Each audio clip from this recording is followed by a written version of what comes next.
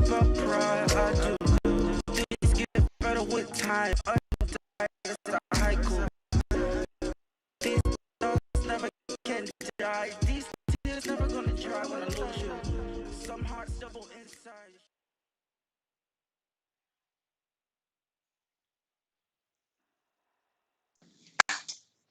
Pop, pop. Oh, Welcome back, everybody. What's up, buddy? Monday evening football. Hey, we're previewing the Giants tonight, the G-Men, as we like to call them. The G. And the Chiefs. The G-Men. Dude, the G-Men. I am very high on the G-Men this year. I'm just letting you know. Yeah. Addition of Kevin Rudolph, how could you not be high on him? Because that dude, I think, is he's actually probably going to help out Evan Ingram, I think, in a way. That'll be helpful for that tight end core that is very promising. Oh, yeah. But yeah, Nick, I think you're right. This game is I think it's going to be better than what people expect. Because you have a great Saquon Barkley going up against the, tremendous Patty Mahomes. Oh, yeah. Now, Patrick Mahomes is at home, so that is, always tough to beat Patrick Mahomes at home. No doubt. So that's going to, definitely come into play. But, yeah, absolutely. Yeah, I'm pretty excited.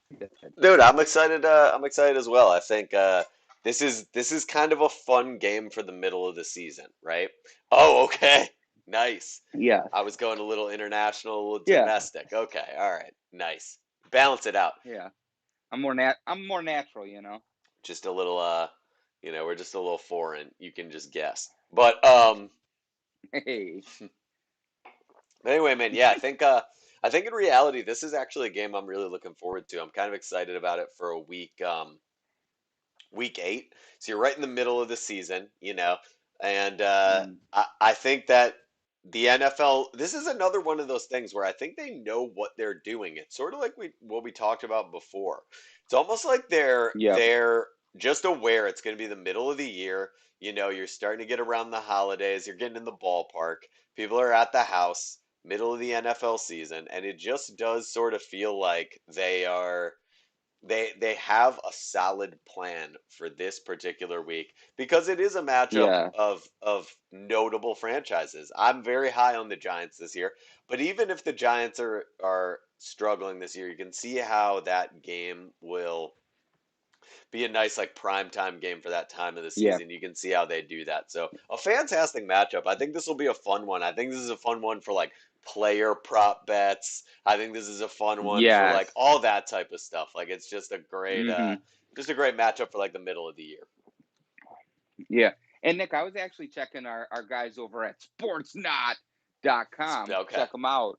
But they did a little analyzing around the Giants, and they actually had the Giants predicted to go 5-2 headed into this week against the Kansas City Chiefs. So, I mean, you look at the teams that they're going to be playing heading into that.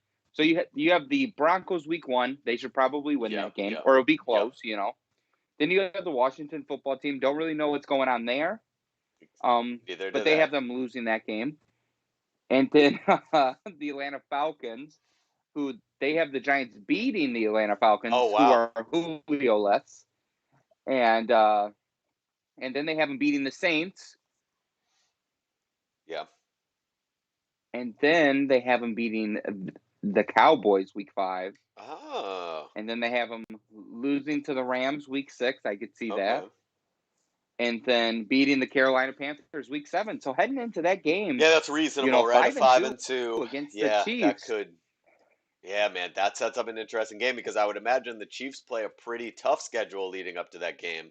So you might have a situation where as far as on paper, that matchup could be very interesting. And I think if you're the NFL, that's what you're hoping for. But man, that is awesome. Well, now let's break down the Chiefs heading into that game. One step ahead. Hey, there we go. All right, so week 1 they have the Cleveland Browns, which is a tough matchup right out of the gate. Yep. Our guys over at sportsnot.com, they have the Chiefs winning that game by 4, so they're starting strong. Okay. Then the Baltimore Ravens, they have the Chiefs knocking the Ravens off. And then you have the Los Angeles Chargers. They have the Chiefs knocking the Chargers off. Yeah. They have the Chiefs knocking the Eagles off week 4, knocking the Bills off week 5, the Washington football team off. Oh, they have them losing week 6 to the Washington football team by 4. What? Kind of lost a little credibility there. Yeah. The Bills, they will easily handle them. But the Washington football. But don't worry. It's a trap game, Nick. But don't worry, they'll get back on the winning streak week 7 against the Tennessee Titans. So they'll be heading into that week 8 game, dude, 6-1. They could be 1-6. That schedule is horrifying. That's like a crazy schedule, dude. In the first half of the season, the Chiefs play the Titans, Bills. They play the Browns. They play the whole top of the AFC in the first 8 weeks. And the Chargers. Yep. That's insane. And then they play the Packers the week after they play the Giants. Oh, that's insane. That's insane what they have done to the Chiefs. Yeah, the Chiefs could have 3 wins by week 10. Yeah, I mean, they're the Chiefs, and I think Andy Reid's probably going to figure some things out. For sure. So that's not the case. But it is crazy to see that schedule, that's a realistic possibility. You know, they have an injury in one area. Yep. All of a sudden. It is a real possibility for the Chiefs. Oh, yeah. But, Nick, you did talk a little bit about, you know, prop bets.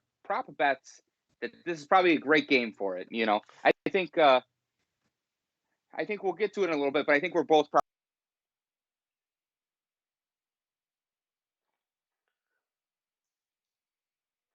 Kind of prop bets would you for heading into this week 8 matchup with the Chiefs? So I'm thinking about, you know, I'm really excited about those prop bets because I think if you look at that time of the year, you're talking about this game's going to be played on November 1st. So the day after Halloween, Saturday night this year, you get a little trick-or-treating. People got the kids out. Sunday night, you got a little trick-or-treating. But that maybe in a lot of places ends up being Saturday. This is a nice little weekend. I think a lot of people will be excited to watch Monday Night Football. Prop bets I'm looking for. I think this is the type of game where you just want to have some fun. I think you're looking at Saquon Barkley. I'm thinking you're looking at Tyreek Hill. I'm thinking, again, you're looking at guys like Travis Kelce. You just want to take you want to look for opportunities to bet the over. You want to bet for opportunities to get a touchdown on the board, stuff like that. I think is super fun. This is a game, and it speaks to the game, right? Because in fairness, part of the reason the prop bets are so fun is because both teams have some notable players, right? Like a Saquon Barkley, this is also one of these games. We talked about this a couple of weeks ago. I feel like it's been a while since we brought this up. This also feels like a game with a lot of fantasy implications because somebody in your league is starting Mahomes, somebody's starting Tyreek Hill, Travis Kelce. You're gonna have people starting. Clyde Edwards-Helaire. You're gonna have people starting Saquon Barkley. Daniel Jones in a deep league maybe potentially gets a start. People are thinking it's a shootout. This is one of those games, man, where I just think it's fun all around. This is a fun one to play like daily fantasy. I think the NFL nailed it with this matchup, like a Saquon Barkley and like a Tyreek Hill type of situation in this type of game. Yeah, I think Saquon Barkley, anything over, probably 125, 150 yards. Hammer that over. I would 2 total touchdowns, something like that. Yeah, I would take Evan Ingram over 87 yards and 1 touchdown. That's what I'm looking for there as key guys for the Giants. And then you look over, I'm looking at on the Chiefs side of things, I'm looking at McCole Hardman, come out strong, be that guy that's on the other side of Tyreek Hill. He'd probably go for a strong 150 that night to surprise a lot of people. Yeah, no doubt. That's what take it to the bank or take that money you get from that those locks that we just gave you and take that to the bank. That's all it is. That's all it is. But yeah, I like that a lot. So, and I think when you have a talent like, for this game, it is going to be an uphill battle for the New York Giants. And now where the New York Giants have a big advantage, they have Saquon Barkley with the Kansas City Chiefs defense that is not the the strongest defense in the league by any means. So you have a guy in Saquon who's got ginormous thighs, just be able to slice through those defenses, and he could hopefully run for 250, 300 yards. Oh yeah, and really put the team on his back and do what he has to do. Oh, for sure. If that doesn't happen, I don't necessarily see the Giants pulling this one off. I don't know if they have the wide receiving core to get the job done. And I think that's going to be a game where Saquon Barkley really needs to lead the charge, and then Daniel Jones need to be. Yeah, for sure. I think realistically speaking, yeah, it's going to be tough for, especially with the Giants being on the road in this one. Like, that's an uphill battle, I think, realistically. But, man, the Giants are a team people, I think, need to pay more attention to. Like, Saquon Barkley's injury last year really hurt them, but they've got a good young coach. They've got, Daniel Jones at quarterback is a very solid quarterback. He is a deep ball thrower. Like, he is a threat down the field. And having a guy like the one thing, I wrote a newsletter about it earlier that this year, basically, that Daniel Jones is really the type of guy who he can throw the ball deep down the field. And let's see, Scott's a little frozen. Let's see if I can bring him back. But anyway, I'm trying to bring Scott back here.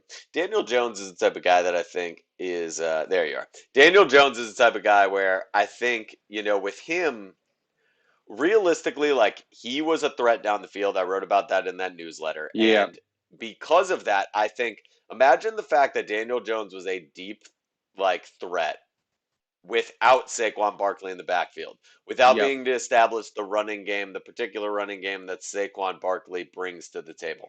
I think now having that piece back, I think that offense could really hit the ground running this year. And I think it could be a good year for the Giants. I'm not saying like some unbelievable year, but the fact that you brought that 5-2 is interesting. I think this is a game. This is a game betting will be weird, I'll be honest, because if they are 5-2 and the Chiefs look great, what if the Chiefs are 5-2 as well? They're both 5-2. Yeah. Giants look great, Chiefs look great. Well, the Chiefs should win this, right? But if the Giants get enough of that little bit of a bump, if bettors are feeling good about them, that New York market comes into play, you might be able to get some pretty good odds on the Chiefs because think about it, if people think the Giants can win, the Chiefs should roll them in this game. But if people think the Giants have a chance, it's going to bring things a little closer. You might be able to pick up just an easy Chiefs bet that you wouldn't expect. Throw that Chiefs money line in a parlay maybe that week. Obviously not a financial advisor, but nope. You never know. But yeah, I agree. I think realistically, Chiefs probably win this one by. I mean, they might win it by 10. They might win it by 14. I mean, we'll see what that what that spread gets set at. But I think this is a Chiefs win for sure. Yeah, and I think you have with the addition of like a Kenny Galladay with the the Giants, which we have seen with Detroit, who is a guy that might pair actually very well with Daniel Jones in that deep threat game. Those two guys this year, that could be a tandem to really watch out for. Fantasy footballers here, hint, hint, hint. But I think those two guys would actually be good to, link up if you're in fantasy. Get Daniel Jones, get Kenny Galladay, because they'll probably combine for about 3,000 yards this year together, 30 touchdowns at least. Okay, I like that. Yeah, I feel like I do feel like it's that, realistically speaking, Daniel Jones is going to be a guy for especially daily fantasy where people are looking to save a little money. He is going to have certain games where he's playing against a weak secondary that he could go off because he's got that deep ball threat, because he's got Saquon back there. When they play some of these teams with shoddy secondaries this year, he's a way to save a little money, I think. I like Daniel Jones a lot. I think this is a game, Scott. I tell you what. The Giants could be looking good heading into it. You're on prime time against the Chiefs. Yeah. It's a chance. I keep saying that about some of these guys, Justin Herbert, but when you get these Monday night games, it's how you build out that legacy. And I know it sounds like a little bit of a script, but it is. It matters. all of these quarterbacks, they have those moments on Sunday night and Monday night, and they just matter. They do. The games are good. Yeah. You're playing against other people. If Daniel Jones is 5-2 going into this game, and he figures out a way to beat the Chiefs, he's king of New York, and that actually matters a lot. Like even if he plays well, like we've talked about, Baker Yeah. Mayfield had a couple games like that in prime time, like especially last year, 2 years. Like this is real. Like a game like this for Daniel Jones is a very big game, and if he even plays well and they lose, Yeah. it's gonna matter, man. Absolutely. Yeah. No, absolutely. I think we will both be very excited with seeing the Giants win this one. But so let's get down to the brass tacks then. Do we think there's going to be enough magic in the air week 8, Monday evening football between the Kansas City Chiefs and the New York Giants, or something like a Daniel Jones, Saquon Barkley are able to go off big enough and beat the Kansas City Chiefs? Do we think that there might be that air in there? What's your predictions for that week? I can see. Yeah, we'll go. I can actually. The Giants are on the road, but I think the Chiefs are going through such a gauntlet. I could see this being 27-24 Chiefs win, but it Yeah. sends a little bit of the shockwaves through. This is one where if they set that spread at like 6.5, let's say they set the spread there, like I'll probably take the Giants. You know, Yeah. like that very well could be the case when this week comes around. But I do think the Chiefs pull it out, but it'll be closer than people think. Yeah, I'm kind of right there with you, Nick. I think it is like right in that 20 score. And I think you have to take the Giants with the spread, but I think the Giants, I think they might have enough just like momentum going into that game to be, they're probably going to be like 1 or 2 plays away, like at the end of the game. Yep. Like a Hail Mary, or like have it down in the red zone opportunity to win the game. That being said, I'm with you. I still think they lose this game, but they're a better football team for it. Yep. I will say that. And that's I'm telling you, man, I think you and I are very much on the same page. The Giants are going to be a team to look out for the next, let's call it the 2 to 4 years from now window. Maybe not so much this year, but the year after that, and then another 2 or 3 years, you know, following that, they are going to be a good team. The Giants always figure out a way. For sure. That New York market is serious. Free agents want to play there. They know what they're doing. They've been here for a long time. This is very, very going to be very fun to watch. But I would feel great if I'm a Giants fan moving forward. I really would. Yeah, and like the only thing like a missing part of their offense, I think they could add to strengthen it would be like wide receiver. And if I was them, I would be like maybe considering like trying to trade for a guy like OBJ, who, you know, coming off an injured season, you might be able to get him cheap. No doubt. And, you know, I think he has the personality. He would enjoy playing in New York. Yep. But that's just they took a first round receiver this year. I did see that. Yeah, they did. So they are definitely thinking that. But I agree with you. That's a position where they are a little bit light, and I wouldn't be shocked. Yeah. I wish more of these teams would just go sign a free agent. Toney, I believe is his name. Yep, from Florida. I think he's like a slot type guy, but okay. Yeah, I wish more of these teams like the Giants, the Packers have been here before. Yeah. In these positions, maybe like a Chargers team with Justin Herbert. I wish they would go out and take a flyer on some of these receivers that are not in the league right now, and just be like, look, man, how about $1 million and another like 4 in bonus money if you hit certain things, like another 8 in bonus money, like whatever it takes. Yeah, for sure. But like sign him for $1 million and let's see. It worked with Antonio Brown, and I think more teams need to look at that. Martavius Bryant is a fascinating guy. The only reason he's not in the league anymore is because he enjoys marijuana a lot more than football. But like, he's a guy now that the NFL has a more relaxed policy. Percy Harvin wanted to come back and play. You saw it where the Packers last year kind of made a move for a Tavon Austin type player, and like that there is something to that. I wish more of these teams would do that, or make, like you said, or make a trade. Like you see these receivers can be moved. Like a second round pick for OBJ could probably happen right now. Like, I would love to see teams make like these moves, you know, and like figure it out. But dude, can you imagine OBJ? But he's back in New York. Amazing. Yeah, it would be. It would be like LeBron leaving for sure. Miami and then coming back to Cleveland and winning a championship. It would essentially be that. I could see that narrative playing out. I do think that is a very real possibility. For sure. And, you know, only time will tell. Absolutely, man. But yeah, I think overall, Daniel Jones benefits from playing on a bad team last year and having that experience. Yeah. Saquon Barkley comes back and helps him out a lot. I'm really excited for this Week 8 matchup. It'll be a fun way to start November, but man, we keep getting closer. Absolutely. We keep getting closer every week, Scott. We're halfway through. We do. We're almost there. It's great. It's going to be so much fun. Like, as much fun as like these shows are doing, yes, or doing these preview shows, breaking down for the folks at home, just to be able to live broadcast the game. I think those nights are going to be electric. It's going to be flowing.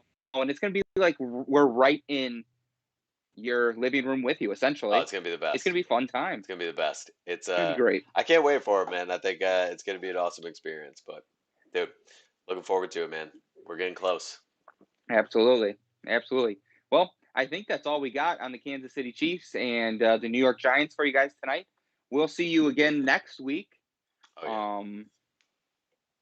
for another amazing preview show. And we'll be 1 week closer to the actual season. Absolutely. Dude, adios, everybody. Beautiful.